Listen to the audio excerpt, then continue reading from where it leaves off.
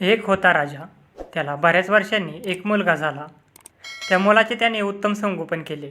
तो 16 वर्षाचा होईपर्यंत त्याला राजवाड्यातच शिक्षकांची नेमणूक करून प्राथमिक शिक्षण दिले. पण मुलाच्या असल्या जुजबी शिक्षणावर राजा खुश नव्हता. राजपुत्राला तत्कालीन सर्व विद्यांचे व कलांचे आणि राज्यशास्त्राचे उत्तम शिक्षण मिळावे. तो विद्वान चतुरस्र व्हावा असे त्याला वाटे. त्या काळी तक्षशिलेची विद्वत्तेबद्दल ख्याती होती आणि शास्त्रात पारंगत असे महापंडित तक्षशिलेत अध्यापनाचे काम करत. तक्षशिलेत चांगला अभ्यास करणारा विद्यार्थी सूर्यासारखा तेजस्वी होऊन बाहेर पडे. राजाने आपल्या पुत्राला तक्षशिलेलाच पाठवायचे ठरवले. आपला हा मनोदय त्याला सांगितला. राजपुत्र तिकडे जायला राजी झाला. त्यालाही विद्येची गोडी होतीच. राजाने त्याची मोठ्या समारंभाने पाठवणी केली. राजपुत्र मजल दर मजल करत तक्षशिलेला पोचला. तेथे त्याला मुलेच मुले दिसली. तेथे वाड्यावाड्यांतून वेदांची संथा कानी पडी. शास्त्रांची चर्चा ऐकू येई. इथले महान आचार्य कोण असे राजपुत्राने विचारताच एका शिष्याने त्याला एक नाव सांगितले. राजपुत्र त्यांचा पत्ता विचारत विचारत विद्यालयात गेला. आचार्यांना वंदन करून पुढे उभा राहिला. आचार्याने त्याला स्नानसंध्यादी कृत्य उरकून यायला सांगितले. राजपुत्रांनी आवश्यक त्या सर्व गोष्टी केल्या. भोजन उरकले. आचार्य दुपारची विश्रांती घेऊन उठून बसलेले पाहिल्यावर राजपुत्राने पुन्हा त्यांचे दर्शन घेतले.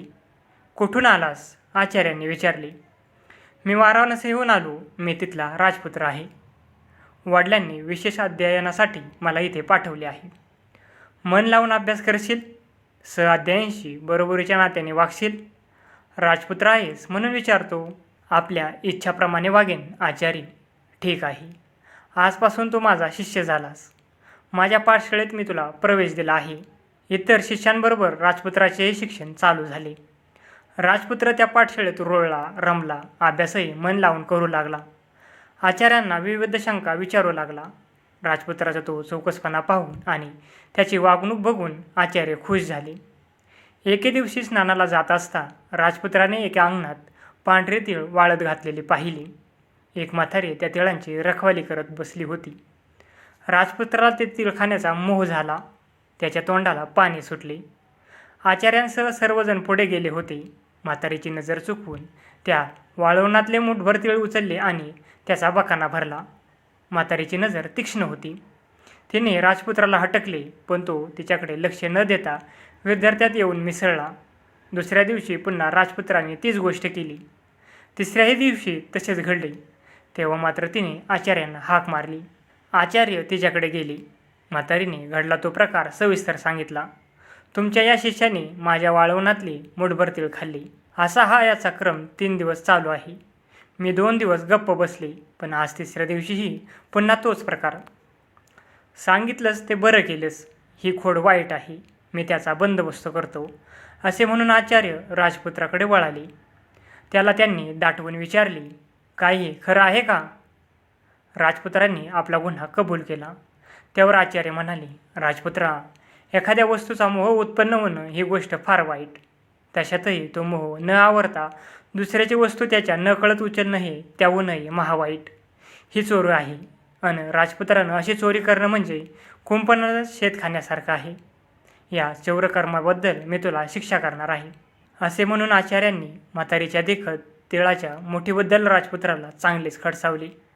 सर्व सहाध्यायांनी हे पाहिले, ऐकले. राजपुत्राला मेल्याहूनही मेल्यासारखे झाले. त्याला आचार्यांचा संताप आला. वरकरणी काही करता येईना. त्यामुळे तो आचार्यांवर मनोमन जळत राहिला. आचार्य, इथं तुमचं राज्य आहे.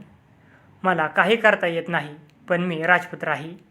काही वर्षांनी वाराणसीचा राजा होईल. त्यावेळी पाहून घेईन असे तो मनातल्या मनात घोळवत राहिला. सुडबुद्धीने त्याला पुरते घेरले. यथाकाळ राजपुत्राचे अध्ययन पूर्ण झाले. आचार्यांनी त्याला समारंभपूर्वक निरोप दिला. त्यावेळी राजपुत्र विनम्र आवाजात आचार्यांना म्हणाला, गुरुवर्य, आपण मला विद्या दिली. सर्व शास्त्रात मला प्रवीण केलं. आपले हे माझ्यावर अनंत उपकार आहेत. विद्यादाता गुरु हा विद्यार्थ्याचा दुसरा पिता होतो, म्हणून आपण मला पितृतुल्य झाला आहात. आपला योग मला कायमचा जाणवणार आहे. इथून गेल्यावर मी वाराणसीचा राजा होईल. त्यावेळी आपण एक वार माझ्या राजधानीला भेट द्या. मला आपला राजेशाही सत्कार करायचा आहे. माझ्या अधिकाऱ्यांना आणि प्रजेला आपलं पवित्र दर्शन मला घडवायचं आहे. ते सगळं ठीक रे, पण माझ्या अध्यापन कार्यातून अशी सवड मिळणं दुराप असतं. तू नीतिन्यायानं राज्य केलंस की मला सत्कार पोचला. ते चालणार नाही गुरुवर्य, हा माझा हट्ट आहे आणि तो तुम्ही पुरवलाच पाहिजे. ठीक ठीक, सवड काढून येईन मी. आचार्यांकडून एवढे आश्वासन घेऊन राजपुत्र तक्षशिलेहून निघाला. यथाकाळ वाराणसीला पोचला. आपला मुलगा विद्यावंत होऊन परत आलेला पाहून राजाने त्याचे कौतुकाने जाहीर स्वागत केले. राजा आता वयोवृद्ध झाला होता. त्याला वाटले आता राज्यकारभार मुलाच्या शहरावर देऊन आपण वानप्रस्थ स्वीकारावा, आत्मचिंतनाला उरलेले आयुष्य घालवावे. आपला भेद त्यांनी अमात्य प्रधानांना बोलून दाखवला. त्यांनी संमती दिली. लगेच मुहूर्त निश्चित करण्यात आला आणि त्या दिवशी मोठ्या समारंभाने राजपुत्राला राज्याभिषेक करून सिंहासनावर बसवण्यात आली. राजपुत्र होता तो राजा झाला, सर्व सत्ताधीश बनला. पण 3 मुठीत तीळ खाल्ल्याबद्दल आपल्याला आचार्यांनी सर्व सहआद्यांसमक्ष खडसावल्याचा प्रसंग राजाच्या मनात सलत होता. ती आठवण तो विसरला नव्हता, किंबहुना त्याला ती विसरायची नव्हती. त्याबद्दल तो आचार्यांना जन्माची अद्दल घडवणार होता. म्हणून त्यांनी नम्रतेचे सालसूलपणाचे एक पत्र लिहून आचार्यांना भेटीचे निमंत्रण दिले. आचार्यांना ते निमंत्रण मिळाले. शिष्याचे अगत्य कळून आले. आपल्या शिष्याची इच्छा अपुरी ठेवणे योग्य नव्हे असे त्यांना वाटले. त्यांनी वाराणसीला जाण्याची तयारी केली. समागमे काही शिष्यही घेतले. आचार्य वाराणसीला आले. राजवाड्याच्या महाद्वारात आचार्य पोहोचताच द्वाररक्षकांनी तशी आत वर्दी दिली. राजांनी आचार्यांना आत बोलवले. आचार्य त्यांच्यासमोर गेले. राजा सिंहासनावर रेलून बसला होता. तो उठला नाही की पुढे झुकला नाही. त्यांनी आचार्यांना या म्हटले नाही की आसनही दिले नाही. तो उग्र शब्दात आपल्या प्रधानांना म्हणाला, प्रधान मंडळी हो, हा तक्षशिलेचा आचार्य स्वतःला विद्वान समजतो, धार्मिक समजतो. यानं माझा एका राजपुत्राचा पाणउतारा केला, मला अपमानित केलं. त्याबद्दल याला जबरदस्त शिक्षा करण्यासाठी मी इथं बोलवून आणलं आहे. तुम्ही याला अंधार कोठडीत ठेवा आणि योग्य दिवस पाहून याचा जाहीर शिरच्छेद करा. राजाज्ञा कठोर होती, अन्यायाची होती, पण आचार्य डगमगले नाहीत. ते ताटमानेने उभे राहिले. शिष्योत्तमा, मला 2 शब्द बोलवण्याची परवानगी देतोस? असे त्यांनी राजाला विचारले. बोल, तुला काय बोलायचं ते बोल. पश्चाताप करायचा तर करून घे, कारण तुझं आयुष्य आता थोडं उरलं आहे. मला पश्चाताप करायचा नाही. मला माझ्या आयुष्याची फिकीर नाही. मी जे केलं ते अगदी योग्यच केलं. मला ते करणं भागच होतं. ते मी केलं नसतं तरी मी माझ्या कर्तव्याला चुकलो असतो.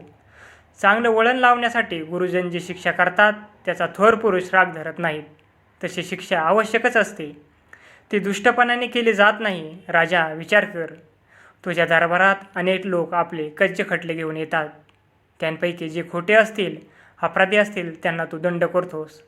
हा दंड तू सुडबुद्धीने करतोस काय? मुळेच नाही. ती शिक्षा अपराधाबद्दल असते. अपराध्यानं पुन्हा अन्यायानं वागू नये आणि त्यांचे इतरांना देख लाभूनही त्यांनी अन्याय करण्यापासून परावृत्त व्हावं, यासाठी ती शिक्षा असते. गुरुही आपला शिष्य अन्यायानं वागला तर त्याला शिक्षा करतो ते त्यासाठीच. ते गुरुचं कर्तव्य असतं. मी तुला अररावीनं बोललो नाही तर तुझ्या जन्माच्या कल्याणासाठी बोललो. अरे, 3 मुठी तिळेचा प्रश्न नव्हता, प्रश्न होता त्यामागच्या मनोवृत्तीचा. राजा, विचार कर. मी त्यावेळी तुला खडसावलं नसतं तर तुझी चोरी करून खाण्याची प्रवृत्ती वाढली असती. तू हळूहळू मोठ्या चोऱ्या करू लागला असता. त्या पचल्या असं पाहून पुढे दरोडेही घालू लागला असता. मग तक्षशिलेच्या राजानं तुला पकडून तुझा हात छाळ तोडला असता आणि तुझं चौर्यकर्म तुझ्या वडिलांच्या कानी गेलं असतं तर त्यांनी जन्मतः कधी तुला राज्य दिलं नसतं. आज जो तू राजपदावर अट्टिष्टीस आहेस तो मी त्यावेळी तुला खडसावल्यामुळे आहेस. त्यामुळं तर तुझी ती चोरीची प्रवृत्ती शमली. मला वधदंड द्यायला तू समर्थ आहेस, पण तसा तो देणं योग्य आहे का? आणि मला इथं फसवून आणून तो देणं तुला शोभणार आहे का?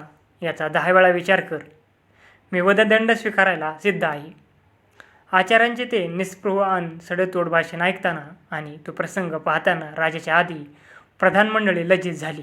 त्यांच्यापैकी एक प्रधान पुढे होऊन मोठ्या धीराने बोलला, महाराज, आचार्यांवर क्रुद्ध होऊ नका, भलतंच साहस करू नका. एका महाविद्वान आणि पवित्र आचार्याच्या रक्तानं तुम्ही हे राजसिंहासन कलंकित करू नका. आचार्यांनी केलं ते योग्य केलं आणि ते तुमच्या भल्यासाठी केलं असंच आम्हाला वाटतं. आता मात्र राजा पुरता खजील झाला. त्याच्या हृदयात सद्विचार दाटून आला. आपल्या आताच्या उद्धटन असंस्कृत वर्तनाबद्दल त्यालाच लाज वाटली. तो खडबडून सिंहासनावरून उतरला. धावत जाऊन त्याने आचार्यांच्या पायांना मिठी मारली. गुरुदेव एवढेच शब्द त्याच्या तोंडून उमटले. पुढचे शब्द अश्रू भिजून वाहून गेले. आचार्यांनी राजाला उठवून त्याला हृदयाशी धरले. त्याची पाठ थोपटली. राजा, तू माझ्यावर अन्याय केलास याचं मला दुःख नाही. तुझ्या हृदयात विवेकाचा उदय झाला याचा मला आनंद आहे. गुरुदेव, मी अपराधी आहे. मला त्याचा विलक्षण पश्चाताप होतो आहे. राज्य करण्याचा नैतिक अधिकारच मी गमावून बसलो असं मला वाटतं. मी खाली उतरतो. त्या सिंहासनावर आता तुम्ही बसा. वाराणसीचं धर्मराज्य तुम्ही करा. वेडा कुठला. आम्ही आचार्य लोक राज्य करण्यासाठी जन्माला आलेलो नाही. आमचं कार्य वेगळं आहे. तेव्हा मला तुझं राज्य नको, धन वैभव नको, काही नको. तू तरुण आहेस, राजकुलात जन्मलेला आहेस, विद्यासंपन्न आहेस. तेव्हा राज्य तूच करायचं. मात्र ते धर्मन्यायानं कर. कधीही कोणाशीही सूडबुद्धीनं वागू नकोस. गुरुदेव, जेव्हा जीव असेपर्यंत मी तुमच्या उपदेशाप्रमाणे वागेन. असे म्हणून राजाने पुनश्च आचार्यांचे पाय धरले.